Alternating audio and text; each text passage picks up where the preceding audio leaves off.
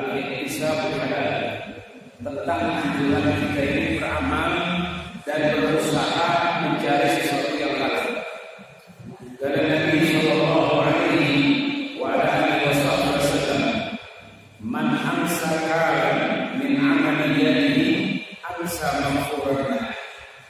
Barang siapa kata Rasulullah sallallahu alaihi wasallam yang memasuki waktu sore hari dalam keadaan lelah, dalam keadaan capek, setelah berusaha dengan tangannya, dengan usaha yang dilakukan diri, maka kelelahan itu akan menjadi maghfur, akan menjadi ampunan bagi dia.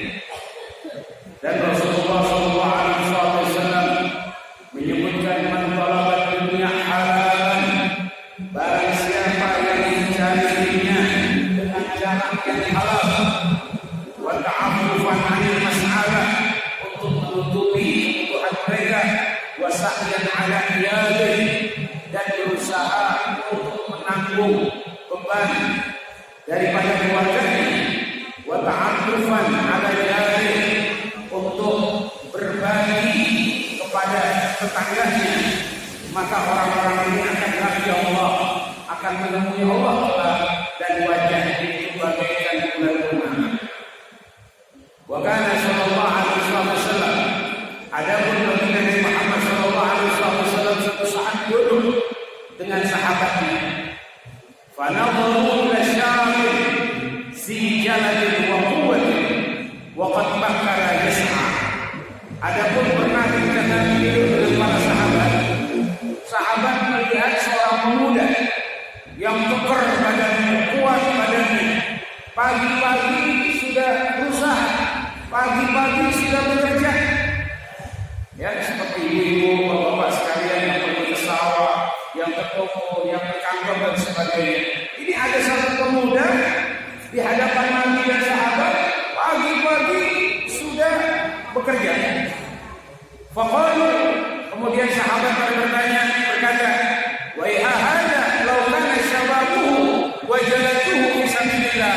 Aduh, celaka ini pemuda. Seandainya tenaga ini dia dan kemudahan itu digunakan untuk fisabilillah di jalan Allah, maka dia akan lebih beruntung. Kemudian baginda Nabi Muhammad SAW menjelaskan, la taqulu hada, jangan kau katakan seperti ini, jangan kau katakan percuma, jangan kau katakan sia-sia kepada pemuda yang sedang berusaha di pagi hari. Fa innahu in kana yas'a 'ala nafsi liyakuffaha 'anil mas'alati wa yughniha 'anil nasi fa huwa fi sabilillah. Karena sesungguhnya apabila ini pemuda dia berusaha untuk mencukupi dirinya, untuk mencukupi keluarganya, dan untuk membantu orang lain, maka dia juga berusaha di jalan Allah.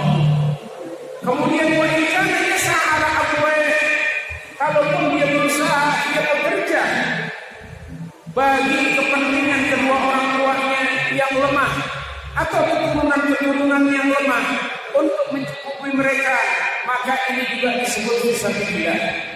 Wa in kana yas'aka fakhran, kalau dia berusaha sekedar untuk berbangga-bangga, untuk mencari harta, wa takatsur, berbanyak-banyak mengumpulkan harta, fahuwa fi sabilillah syaitan, maka orang tersebut digolongkan bukan di jalan Allah usahanya, tapi usahanya ini di jalan syaitan. Wa anil Miqdam radhiyallahu anhu marfu', maka sabar rajulu kasiban atyab min amali yadihi wa ma anfaqa ar-rajulu 'ala nafsihi wa ahlihi wa waladihi wa khalihi fa huwa fi sadaqah. Dari baginda Muhammad sallallahu alaihi wasallam, tidaklah seseorang itu berusaha dengan satu amalan, dengan satu usaha yang lebih bagus daripada amalan. Tidak ada satu usaha yang lebih bagus kecuali amalan yang dikerjakan oleh tangannya sendiri. Wa ma anfaqa ar-rajulu 'ala nafsihi, dan apa-apa yang kita nafkahkan, apa-apa yang kita keluarkan untuk diri kita, untuk keluarga kita, untuk pembantu kita, itu maka ditulis sebagai sedekah. Hadirin hadirat rahimahullah, wa su'ila, satu saat Rasulullah SAW ditanya, Wa su'ila Rasulullah sallallahu alaihi wasallam ayyul kasbi afyab? Kasab apa? Usaha apa di mata engkau ya Rasulullah yang paling bagus? Maka Rasulullah sallallahu alaihi wasallam menjawab, amalul rajuli biyadihi wa kullu bai'in mabrur. Apa itu? Satu pekerjaan seseorang yang dikerjakan dengan tangannya, dengan usahanya sendiri, dan semua jual beli yang diberkahi, yang baik. Kemudian Abu Ubaidah radhiyallahu anhu menjelaskan tentang arti kata mabrur, kata baik tadi. Apa itu usaha-usaha yang didapatkan dari Allah Subhanahu wa taala? Yaitu alladzi la yukhaliquhu kadhibun. Usaha yang tak dibarengin dengan bohong. Tidak ada dalam bisnisnya usahanya kebohongan. Kemudian wala syai'un minal ma'azib. Tidak ada di dalam usahanya ini sesuatu yang berbau dosa. Tidak ada yang dalam usaha bisnisnya ini ada syubhat di dalamnya. Tidak ada khianat di dalamnya. Tidak ada tipu menipu di dalamnya. Inilah yang dimaksud bai'ul mabrur, jual beli yang baik, ya. Kemudian Sayyidina Luqmanul Hakim berkata kepada anaknya, "Istaghni bil kasbil halal anil faqr, fa innahu ma istagara ahadun qatun illa asabahu thalatha khisal." Di dalam perintah ini Luqmanul Hakim berkata kepada anaknya, "Wahai anakku, cukupkan diri kamu dengan berusaha dengan sesuatu yang halal untuk mencegah kepada suatu kefakiran. Kadal faqru ayyakuna kufra." Kefakiran itu bisa membawa orang kepada kekufuran. Kemudian fa'innahu, karena apabila seseorang itu dalam keadaan masuk ke jurang kefakiran, maka dia akan mendapatkan 3 musibah. Mendapatkan 3 musibah. Pertama, riqqa dini, lemah agamanya. Yang kedua adalah wadhafun fi ajlih, akalnya juga akan ikut lemah. Wazihabu qur'atih, kemaluannya juga, ya, kemaluannya, harga dirinya juga akan hilang. Wa aqdam min hadhihi salasa, dan yang lebih berat daripada ini adalah istighfafun nasbi, dia akan hidup secara terhina di mata manusia. Hadirin hadirat rahimakumullah, wa su'ila ba'dhum 'anil tajir as-saduq. Ditanya tentang apa itu pedagang-pedagang yang benar? Apa itu, ya, pedagang-pedagang yang jujur? Ahwa habilaika amil mutafarriq lil ibadah. Ditanya, apakah pedagang yang jujur yang kau lebih cintai atau orang yang menghabiskan dirinya untuk ibadah? Dia sholat, dia puasa, tiap tahun dia haji atau umrah, ya kan? Dia siap wal qiyam. Maka dijawab, at-tajiru saduq ahab ilayya. Pedagang yang jujur lebih aku cintai, li'annahu fi jihad. Maka karena dia ada di dalam satu jihad, ya'ti syaitan min tariqil mikyab. Setan datang ganggu pedagang-pedagang. Dari mana? Ayo kurangin timbangan, ayo kurangin meteran. Dan dia menolak daripada itu. Kemudian setan datang, jangan sedekah, jangan ini. Dia tolak. Ya, ini adalah jihadnya para pedagang ataupun pengusaha.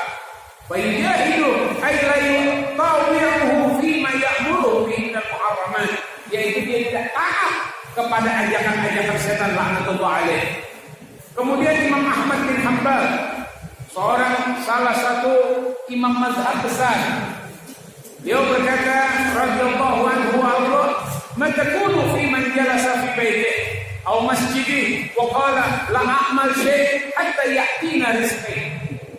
Bagaimana pendapat engkau wahai imam tentang orang yang selalu diam di rumah, kemudian atau di masjid, kemudian saya nggak mau usaha, saya akan menunggu rezeki itu datang kepada saya? Faqala Imam Ahmad, Berkata Imam Ahmad bin Hanbal, ada rajulun lam yasma'il ilmi. Ini orang gak pernah mendengarkan ilmu. Amma sami'a, bukankah kau telah mendengar ucapan baginda Nabi Muhammad sallallahu alaihi wasallam, innallaha ja'ala rizqi tahta dhilli rumhi. Sesungguhnya Allah Subhanahu wa taala apa? Menjadikan rezekiku itu di bawah naungan daripada panahku. Artinya apaan? Setelah usaha baru rezeki itu datang. Wa kana ashabur Rasul sallallahu alaihi wasallam, sahabat-sahabat Nabi ini itu mereka itu berdagang, yattajaruna fil barri wal bahri. Baik di lautan maupun di daratan mereka berdagang. Kemudian wa yahmaluna fi nakhirihim wal qudwatu bihim. Dan mereka itu kebanyakan apa? Berbisnis korma. Ya, karena di sana kutil Arab yaitu korma. Kemudian ulama berkata dalam kitabnya, waqad kana li kulli wahidin minal anbiya alaihi wassalatu wassalam hirfatun ya'ishu biha. Ini ulama menjelaskan dalam kitab Al-Barakah bahwa setiap nabi itu memiliki usaha. Setiap nabi memiliki usaha. Fakana, ya, adapun Nabi Allah Adam itu membajak, ya, membajak. Kemudian adapun Siti Hawa, istri Nabi Allah Adam itu memintal benang untuk menjadi kain.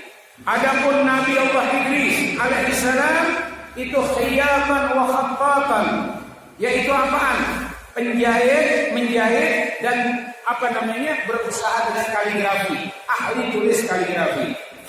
Kemudian wakana Nuh wa Zakaria najjar. Adapun Nabi Allah Nuh, Nabi Zakaria itu adalah seorang ahli kayu, perkayuan. Kemudian Hud wa Saleh, Nabi Allah Saleh itu adalah dua orang pedagang. Kemudian wakana Ibrahim dirra'an wa najjar. Nabi Allah Ibrahim itu membajak, ya, kemudian juga berbisnis apapun kayu, ya, tukang kayu. Wa kana Ayyub, begitu juga Nabi Ayyub itu juga mazra'ah, ya, berkebun. Kemudian wa kana Daud zarradan ay haddada yasna'u dar wa huwa dir.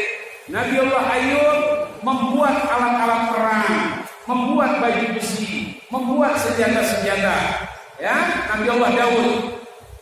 Kemudian Nabi Allah Sulaiman khawasan. Apa itu khawasan? Properti.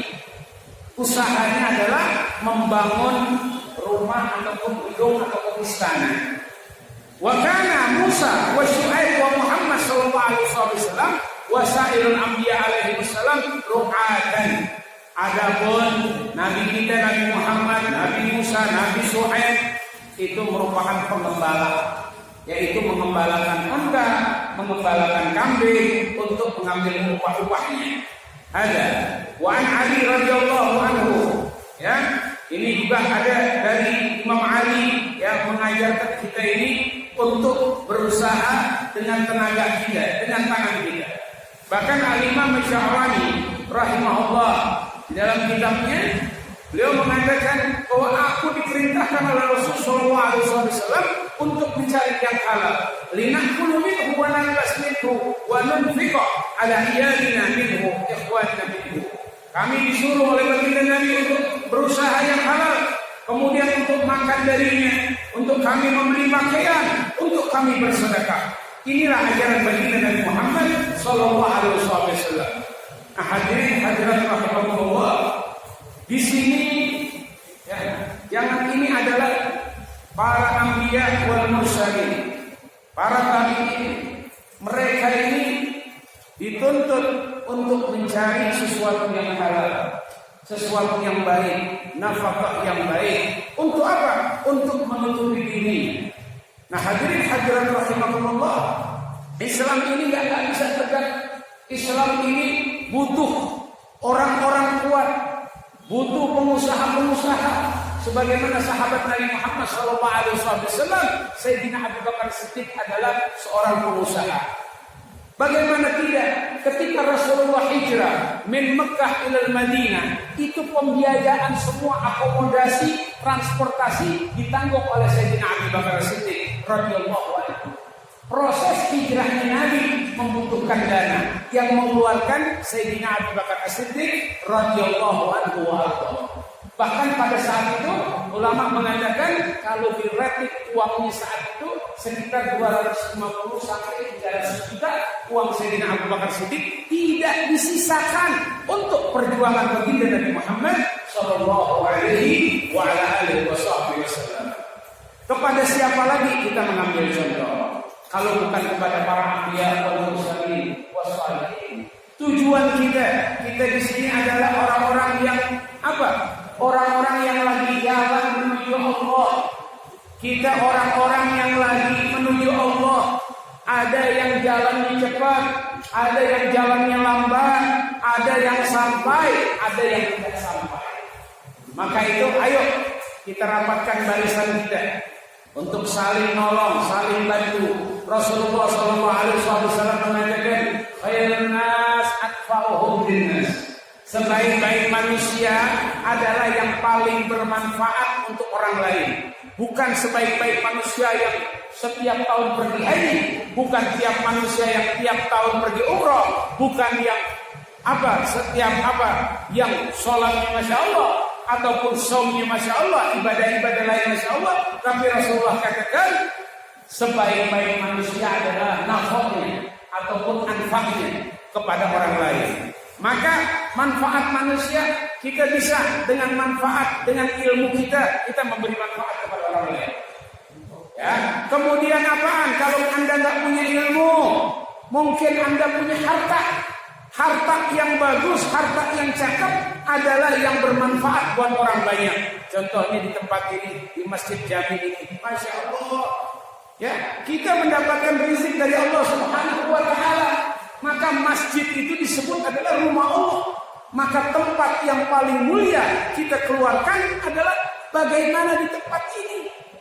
Ya, kita tanggung semua di tempat ini. Ya, kalau saya berangkat ke Pantura itu, ke Jawa, ke Pantura, ya Allah, tiap 100 meter kayak masjid. Kemudian masjidnya nggak ada yang jelek, semua berubah bagus-bagusan. Kenapa? Ditanggung oleh siapa? DJM, bukan. Ditanggung MUI, bukan. Siapa? Ditanggung oleh masyarakat sekitar. Masyarakat sekitar itu menanggung daripada kebutuhan-kebutuhan masjid. Kemudian harta kita yang bermanfaat, ya kita keluarin di jalan Allah, ya kan? Oh, kita sudah sanggup untuk zakat, keluarkan zakat kita, karena di dalam harta kita ini ada hak orang lain. Kemudian kalau belum sampai kepada zakat, biasakan diri kita untuk sedekah, untuk keluarkan daripada kelebihan harta kita. Oh, saya tidak punya ilmu, tidak punya harta. Oh, Anda punya tenaga, keluarkan tenaga. Oh, saya tidak punya tenaga juga, keluarkan pikiran Anda. Insya Allah semua ini akan menjadi manfaat yang akan kita bawa pulang ke Allah. Nah, hadirin hadirat rahimakumullah, kita semua adalah orang-orang as-salikuna ilallah, orang-orang yang lagi jalan menuju Allah. Ayo kuatkan jalan kita ini, tegakkan jalan kita ini menuju Allah. Lewat siapa? Allah Subhanahu wa Ta'ala katakan di dalam Al-Quran. Ya, apaan kata Allah Subhanahu wa Ta'ala? Ya, bahwasanya qul in kuntum tuhibbunallah fattabi'uni yuhibbukumullah wa yaghfir lakum. Ya Muhammad, katakanlah kepada siapa? Kepada kita. Kita adalah umat baginda Nabi Muhammad SAW. Allah perintahkan dia Muhammad, katakan kepada siapa? Kepada umatmu. In kuntum tuhibbunallah, apabila kalian ini cinta kepada Allah, cinta kepada Allah, ingin ketemu Allah, ingin mendapat ridha Allah, ingin sampai kepada Allah, maka jalannya adalah fattabi'uni. Bahkan ulama mengatakan semua jalan tertutup, kullu babin, semua pintu tertutup kecuali pintu Habibna Muhammad, kecuali pintu Rasulullah yang tidak tertutup.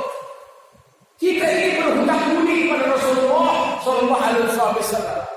Mohon maaf, terputus semuanya. Ya, in kuntum tuhibbunallah fattabi'uni. Kalau kita disuruh untuk sampai kepada Allah nggak bakal bisa. Jadi salah itu ajaran-ajaran yang bilang, oh saya agak perlu hadis, saya Quran saja, Pak beres. Oh saya nggak cinta wali, oh nggak beres juga. Nggak bakal bisa sampai ke Allah Subhanahu Wa Taala kecuali lewat baginda Nabi Muhammad SAW.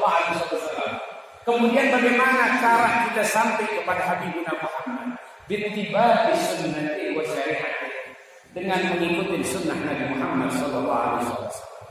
Mohon maaf, kalau kita sudah ikutin yang dianjurkan Nabi, sunnah-sunnah Nabi kita hidupkan, mulai dari rumah, mulai dari sholat, mulai daripada tempat ibadah, ya kan, hidupkan secara perlahan, ya, lewat rumah-rumah itu sunnah-sunnah Nabi. Dan kita nggak mungkin bisa menghidupkan sunnah Nabi, bahkan kita menegakkan hak-hak Allah, kecuali kita hadir di majlis-majlis itu.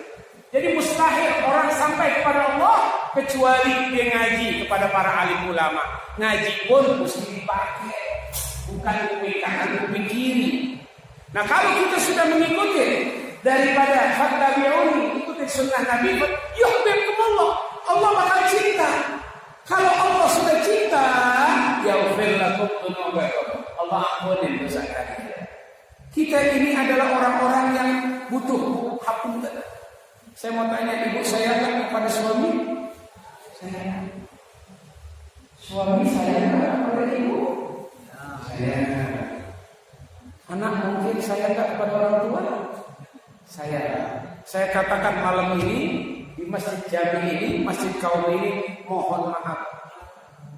Suami Anda, istri Anda, datuk Anda, harta Anda tidak akan menolong Anda di akhirat.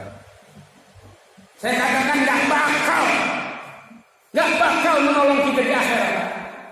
Satu saat Rasulullah ditanya oleh para sahabat, ya Rasul, nanti di akhirat di mahsyar saya nyari kau di mana ya Rasul? Kata Rasulullah, cari saya di timbangan.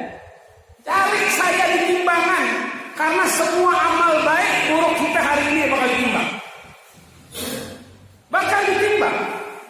Dan Rasulullah di situ mengawal umatnya di timbangan agar jangan sampai ada umatnya ini yang timbangan sayyi'atnya, keburukannya lebih banyak.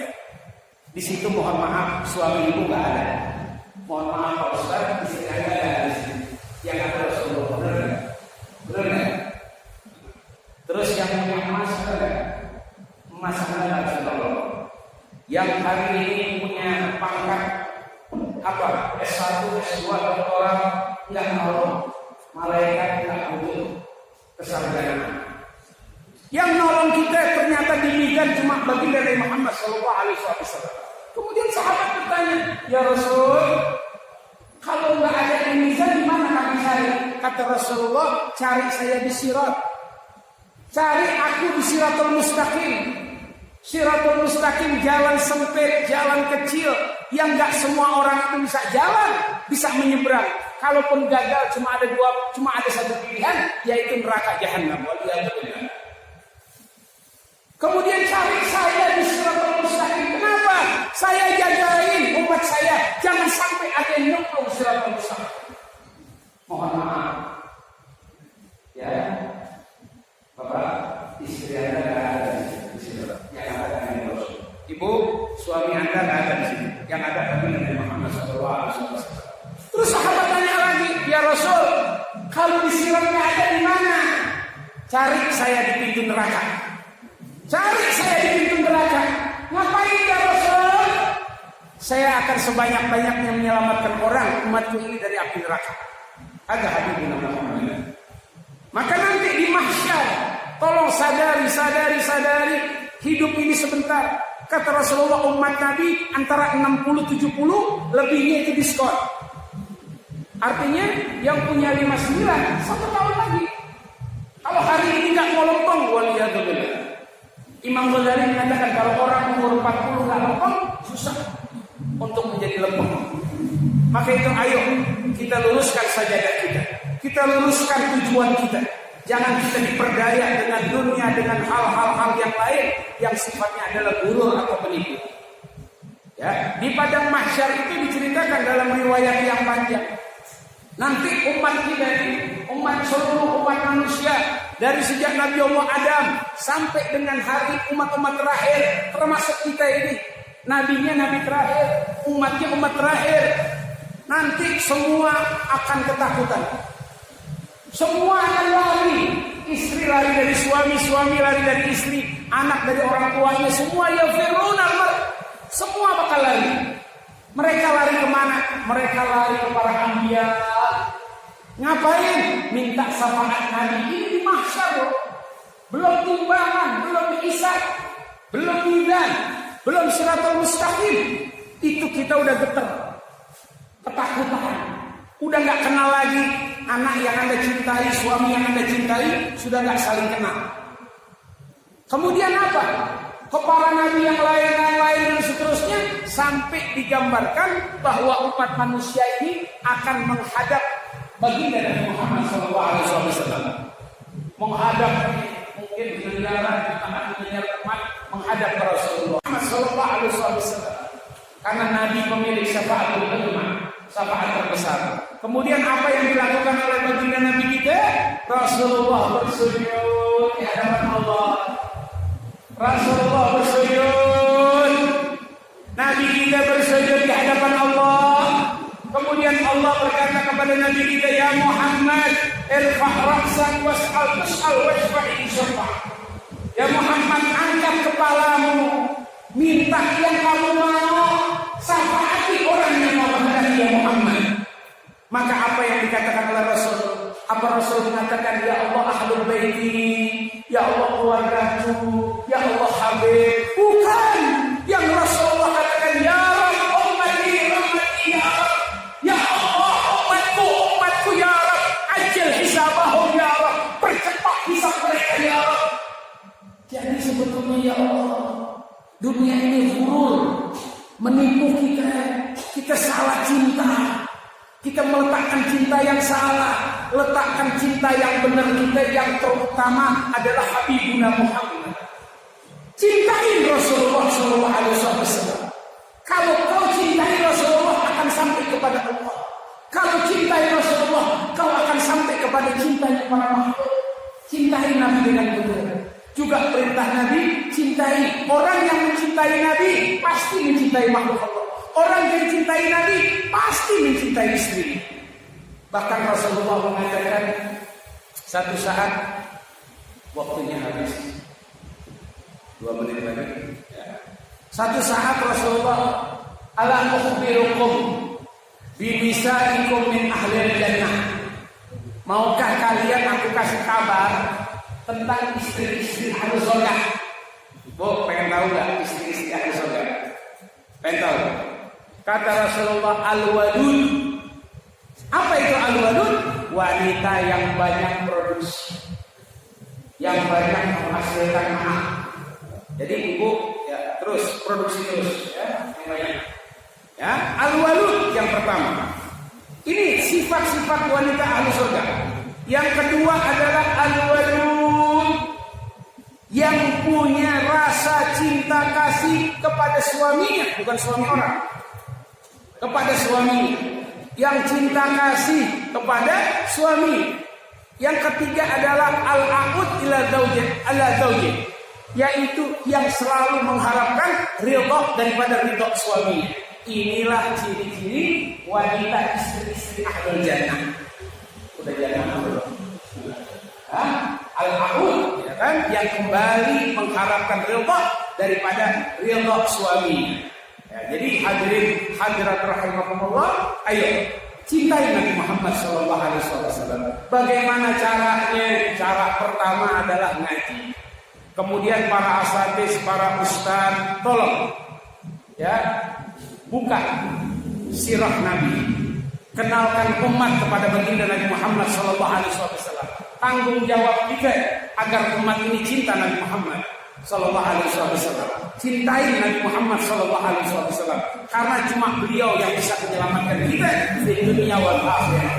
Nah, hadirin Allah, cara kedua Orang kalau cinta Nabi, maka pasti cinta keluarga Nabi Muhammad SAW.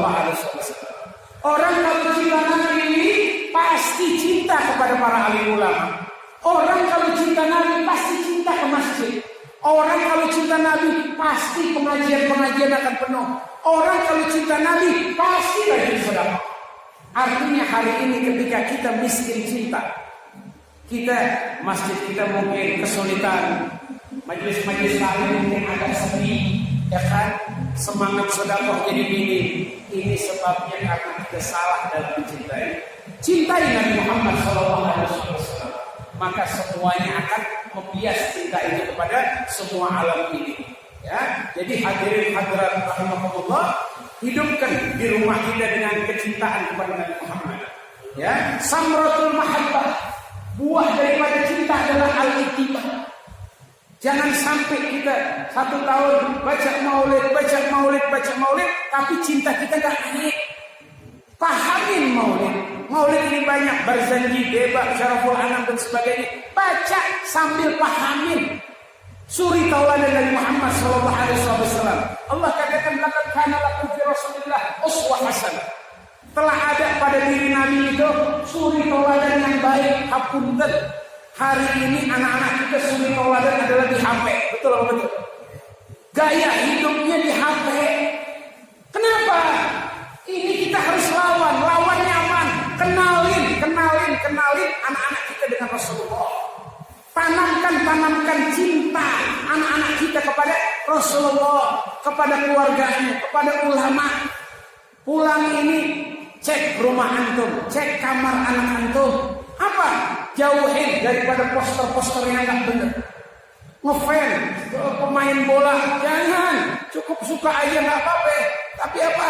Tempel tuh foto-foto alim supaya kita ingat kepada Allah, supaya kita apaan? Cinta kepada mereka, kemudian sampai cinta kita ini kepada Allah Subhanahu wa taala. Nah, hadirin hadirat rahimakumullah, kita ini ada di ambang ancaman. Internet ini adalah satu hal yang siap untuk meledak. Jadi tolong ibu-ibu jangan percaya kalau maaf Habib, anak saya nggak suka main di jalanan. Itu udah telat. Sekarang untuk rusak nggak perlu di jalanan. Anak saya mah selalu di kamar, selalu di rumah. Tahu apa? Facebook dengan Cina, Facebook dengan kafir. Hati-hati. Ini umat Islam ini lagi dijajah melalui kemajuan teknologi. Ini kita dijajah. Dan jarang majelis taklim yang membahas di sini. Ya, murid saya di Kementerian Agama mengatakan apa?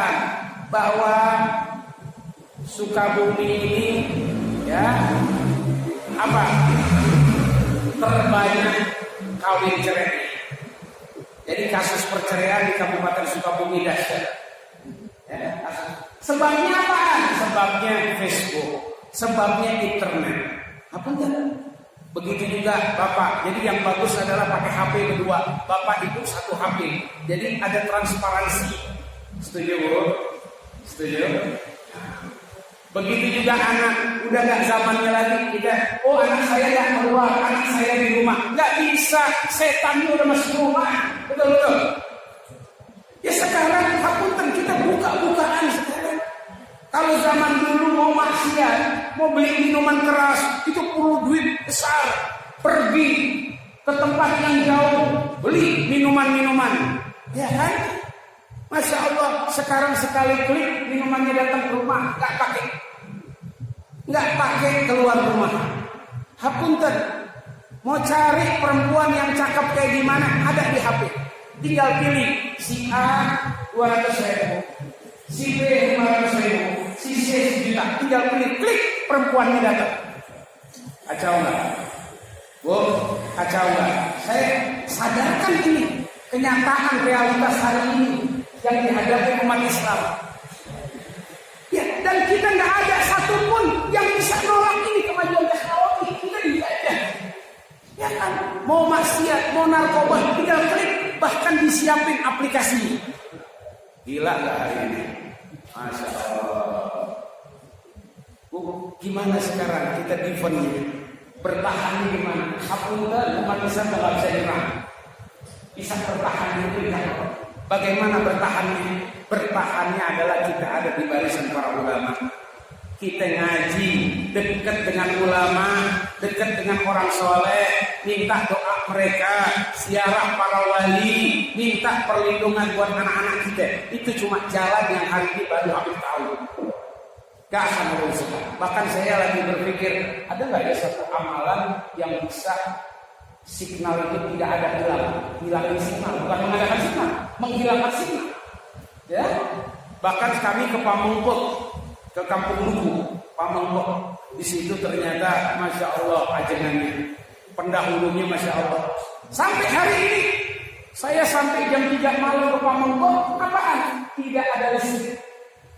Mungkin bagi kita ini, oh ketinggalan zaman. Ternyata orang itu hebat. Dengan tidak ada listrik, tidak ada TV. Dengan tidak ada listrik, tidak ada radio. Dengan tidak ada listrik, tidak ada HP. Cuma masyarakatnya lebih hebat. Kenapa? Ngecas di kampung keluar. Ya.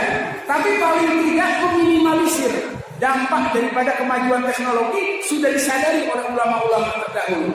Nah maka itu ayo Allah perintahkan kita untuk ku anfusakum wa ahlikum nar. Jaga diri kita, jaga keluarga kita dari api neraka. Ajarkan, Rasulullah berpesan kepada ibu-ibu ini, ya. Alimu auladakum thalatha khisal. Ajarkan anak-anak kalian 3 perkara. Al-awwal, yang pertama, hubbun nabiyyikum. Ajarkan anak-anak kalian untuk cinta kepada Habibina Muhammad. Rasulullah. Yang kedua, ajarkan anak-anak kalian cinta kepada keluarga Nabi Muhammad sallallahu alaihi wasallam. Siapa? Para habaib, para dzurriyyah Nabi Muhammad sallallahu alaihi wasallam. Yang ketiga, ajarkan anak kalian qiraatul Quran. Fa inna hamalatul Quran fi dinillah yawma la illa billah. Karena nanti orang-orang yang mempelajari Quran, yang mengajarkan Quran ada di naungan daripada naungan Allah Subhanahu wa taala. Rabbi fanfa'na bi barakatihim wa hdina al-husna bi hurmatihim wa aminna fi ibadihim wa mu'afatin min al-bidani wal 'afwi minhum. Wassalamu alaikum warahmatullahi wabarakatuh.